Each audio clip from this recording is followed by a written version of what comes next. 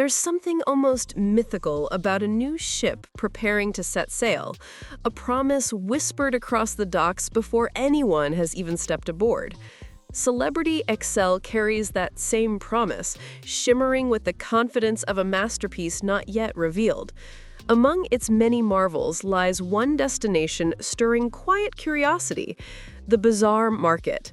Some call it a floating wonder of design, others a luxury trap disguised as culture. I've spent years commanding ships and studying the stories behind their shine. And now, from what's known so far, I can tell this market may reveal more than it intends to. Because sometimes what glitters most brightly at sea hides the calmest truths beneath. The promise of paradise. There's a first silence when a new ship waits to be named and launched, a hush that smells of metal, teak, and salt, like the world holding its breath before a story begins. I've stood beneath gantries and hulls enough times to know that silence. It's not empty, it's expectant. Celebrity Xcel sends that same signal, smooth and confident on paper, promising a fresh map of luxury. Among its pages is the Bazaar Market, a place already tinged with rumor and glossy promise. From the bridge, I imagine its lights, the slow walkways, the curated scents meant to feel like a discovery. After decades at sea, I've learned to read these flourishes. A carefully placed bench invites pause. A scent mist merges memory. A spotlight turns a trinket into a treasure. These are not mistakes. They are design choices meant to guide how people move and spend. Yet there is beauty in the ambition. Craftsmanship that seeks to honor culture, spaces that aim to feel intimate on a vast ship. My job taught me to hold both views at once, appreciate genuine artistry, and watch for the edges where storytelling becomes salesmanship. The bazaar could become a new kind of harbor where discovery and design meet. Or it could be a beautifully rehearsed show, polished so well the actors hide the script. My hope and my caution rest on the same hinge, that passengers find meaning, not just merchandise. I will walk those planned aisles as both inspector and traveler, noting how light flatters objects, who cares for each stall, which stories are true and which are polished. Then the market's promise will stand or quietly unravel soon. Next, we'll peel back the curtain and map the bazaar's bones, its layout, placement, and the subtle systems designed to steer every footstep. Anatomy of the bazaar. There is a certain engineered hush in a market plan drawn for the sea, soft footsteps on polished tiles, the low hum of HVAC carrying a hint of citrus, glass cases catching light in the same way a lighthouse catches the eye. I imagine walking its center line and feeling the deliberate calm that designers aim for.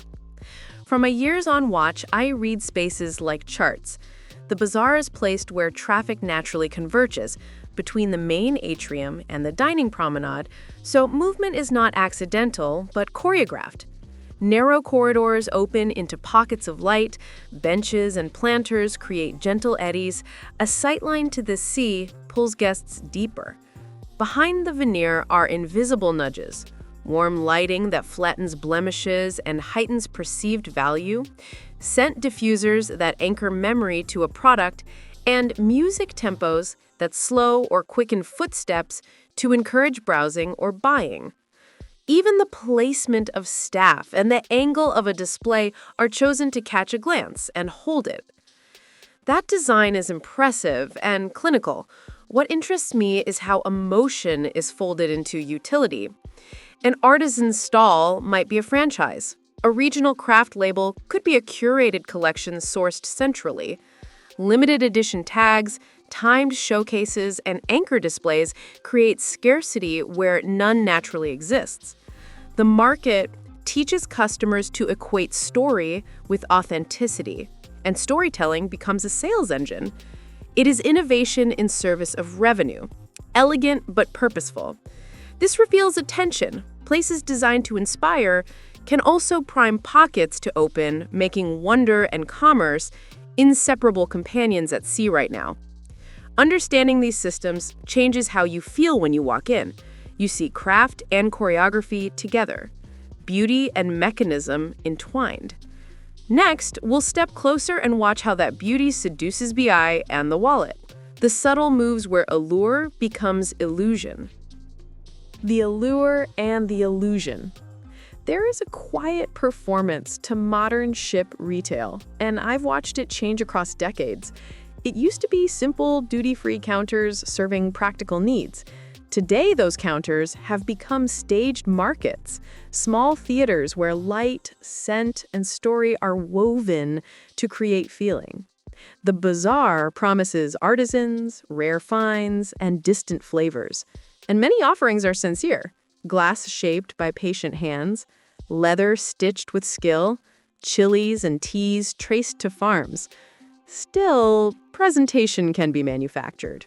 Artisan tags on mass runs, limited edition labels on predictable batches, menus that borrow a regional name and inflate a price.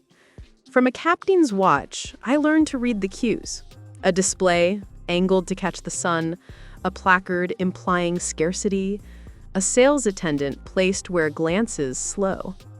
Craftsmanship and choreography live side by side. That is not a crime, but a condition. What unsettles me is when story displaces provenance and culture becomes product. I admire the beauty, yet resist the easy enchantment. Judge a market by the people behind a piece and the traceable hands that made it. Only then will you know if you have found something true or merely something very well told, truly honest. With those tensions in view, we step back to ask what the bazaar really says about celebrities' identity. A brand shifting from pure luxury to a lived lifestyle. What the bazaar symbolizes. There is a quiet performance to modern ship retail, and I've watched it change across decades. Once we placed duty-free counters where passengers passed. Now we craft theatrical markets meant to be remembered.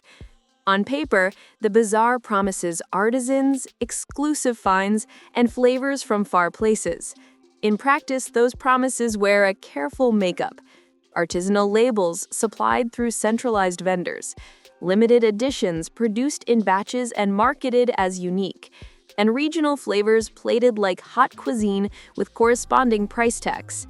From the bridge, I learned to recognize the signals: a display angled to catch the sun, a tag that implies scarcity, a uniformed attendant placed where glances pause. These are not accidents. They are small, deliberate choices that turn curiosity into purchase. I do not call it deceit. Design and commerce have always shared a stage. What unsettles me is when story replaces truth, when culture is repackaged for sale until it reads like branding rather than heritage. Still, there is real craft here.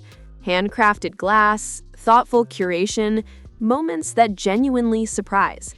The bazaar sits between both worlds, an atelier of beauty and a finely tuned revenue engine. Admiration and unease sit together when I think of it, the pleasure of discovery shadowed by the steady hum of calculation. That tension is not condemnation. It is the honest place from which to judge. Soon, we will trace how those techniques shape perception and test whether the bazaar's curated stories hold when you step behind displays, speak to makers, and inspect provenance. From the mechanics of design, we move outward to what the bazaar represents for celebrity as a brand and for modern cruising itself. The captain's verdict. The deck is quiet as dusk pulls the light flat across the water, and I stand with the horizon like a long pause before thought.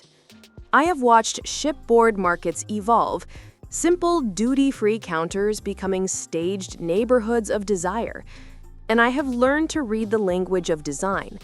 The bazaar will impress. Glass and grain, curated scents that lean into memory, labels that whisper origin stories. There is real skill in that staging. Artisans who labor over glass and leather deserve respect. and some discoveries will be honest and moving. Yet beauty can also be a distraction, a polished surface that eats attention and nudges pockets open with a smile. The craft here is double-edged, part celebration of skill, part choreography of choice. My years at sea teach me to prize discernment above dazzlement, to ask where provenance rests, who benefits from the story, and whether a claimed tradition is lived or only suggested. I praise the workmanship and the ambition. I also ask passengers to carry curiosity as their compass. The true hidden gem is not a pendant or a painting, but the quiet ability to notice the difference between an heirloom and a label, between generosity of spirit and generosity of markup. When a market can give both pleasure and illusion, it becomes a mirror of modern luxury itself. And between wonder and question lies the honest value of the bazaar. With that verdict in hand, we turn outward to consider what the bazaar symbolizes for celebrity and the larger shift in how we buy experience at sea. Out here, beneath the fading light, you realize every cruise tells two stories, one of beauty, one of intention. If this glimpse behind the scenes made you see the sea a little differently, subscribe for more untold truths from life at sea. Until next time, sail with awareness and wonder.